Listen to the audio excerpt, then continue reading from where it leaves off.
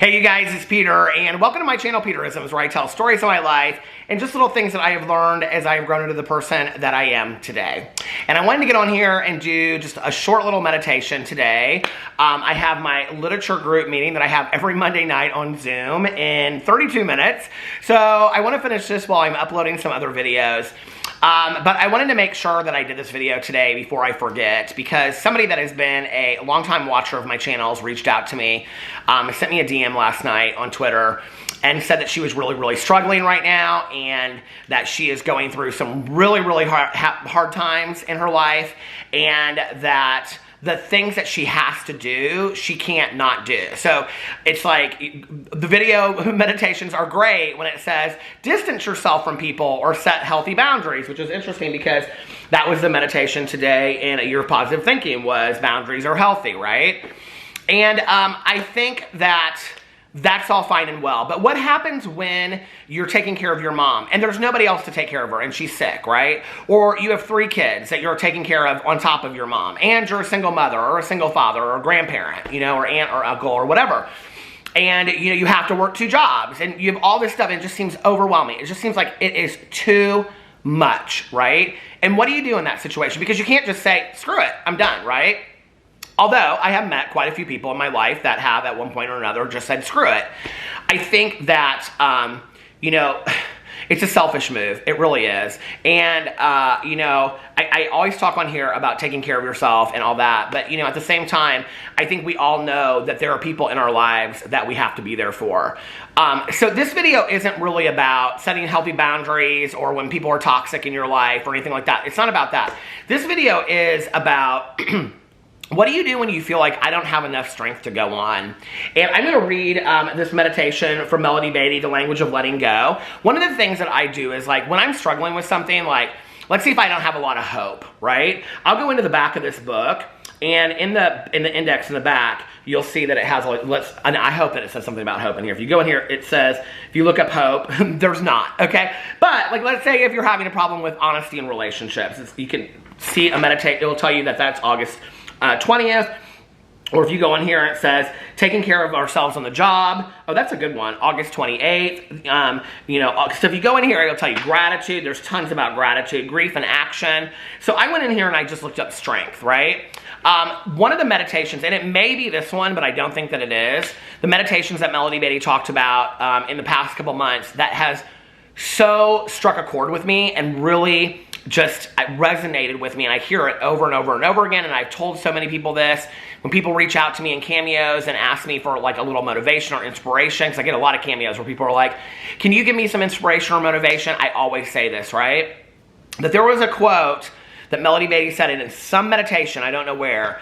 If it's this one, I will die reading it. But it said something to the effect of, not everything that happens in life is there to teach us a lesson. Some things that happen to us in life are there to teach us that we are stronger than we thought that we were.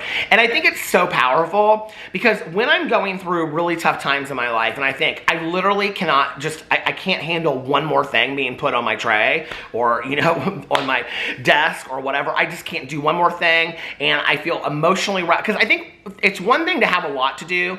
It's another thing to be emotionally wrapped up into the things that you have to do, right? Like, that is like 2 to 3 times tougher, don't you think? Like, if it's, you know, you go to work and you have, like, a lot of paperwork to get done, that's one thing where you need to be taking care of yourself, getting good rest, you know, eating. In recovery, we talk about HALT, never getting too hungry, angry, lonely, or tired. And when we are any one of those things, stop, HALT. And those are the areas that you need to start working on and taking care of yourself.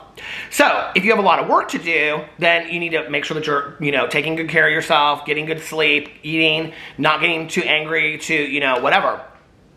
But if the things that you have to do are not just paperwork or projects or whatever, which that's a lot, okay, on its own, like being in college and having, you know, final exams and projects and stuff, like, that is so much.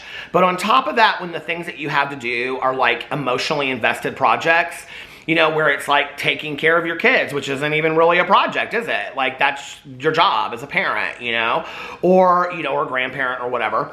or paying bills to put a roof over your head, or working jobs on top of having to make sure that your mom gets to all of her doctor's appointments, or dad, or whatever, you know. Or, you know, all of a sudden, you know, you're taking care of another child because one of your family members isn't taking care of that child, or whatever the reason is, you know, and you have all this emotionality wrapped up into what your too much is. I think it's so much harder, right?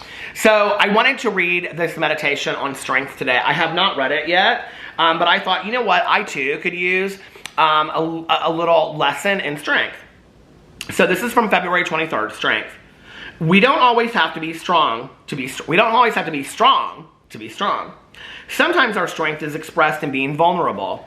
Sometimes we need to fall apart to regroup and stay on track. We all have days when we cannot push any harder, cannot hold back self-doubt, cannot stop focusing on fear, cannot be strong. There are days when we cannot focus on being responsible. Occasionally, we don't want to get out of our pajamas. Sometimes we cry in front of people. We expose our tiredness, irritability, or anger. Those days are okay. They are just okay. Part of taking care of ourselves just means we give ourselves permission to fall apart when we need to. We do not have to be perpetual towers of strength. We are strong. We have proven that. Our strength will continue if we allow ourselves the courage to feel scared, weak, and vulnerable when we need to experience those feelings. Today, God, help me to know that it is okay to allow myself to be human. Help me not to feel guilty or punish myself when I need to fall apart. I think it's such a valuable meditation, you know, this idea of falling apart. When my mom passed away and I would feel these like strong urges of just like being tearful and crying and whatever, or a song would come on the radio that would just like push me in that direction, I would pull over to the side of the road into like, you know, a strip mall or whatever and just park and just allow myself to bawl.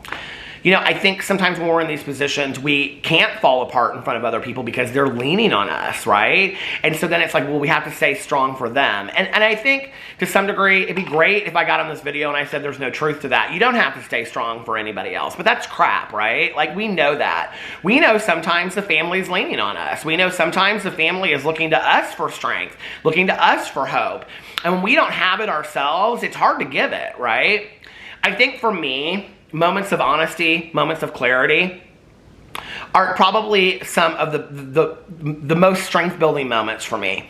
When I allow myself to just take an extra 10 minutes in bed and just bawl my eyes out, you know, and say like, I'm really struggling with this in my life. Or just allowing myself to listen to sad music and cry and then say, okay, I'm gonna give myself 15 minutes, and then after those 15 minutes, I'm gonna pull it together and I'm gonna go out there and be what everybody needs to be for me, right? I will say this as well. In all these difficult times that I've been in my life where I really felt like this is too much, I just can't go on, you know, like I cannot continue to just have one more thing put on me. What I was taught was that, first of all, I have a very humorous higher power that then would put something else on top of me to teach me that I'm stronger than I thought I was. That moment that I think I can't handle one more thing, what I taught myself was I can. And it's very much like the exercise in kindergarten, you know? When the teacher says, reach as high as you possibly can, and you think to yourself, I can't reach, I'm jumping, I'm reaching as high as I can. And then the teacher says, reach higher, reach higher. And then she says, get on top of your, you know, chairs, and everybody's reaching high, reaching high. And what you realize over time is, I always can reach higher. I always can handle more, and I'm gonna be strong enough to handle this, but you have to have that as a mantra. I can do this. I am strong enough. They are depending on me, and I can do this. And the other thing that is really, really important to remember, and maybe not tomorrow, and maybe not next week, and maybe not a month from now, maybe not 2 years from now, maybe not next year, maybe not 10 years from now, but eventually, this too shall pass, and things will get better, and the load will lighten, and you will be okay. And I know that to be true because you're stronger than you know you are. And I love you guys, and I will see you tomorrow. Bye.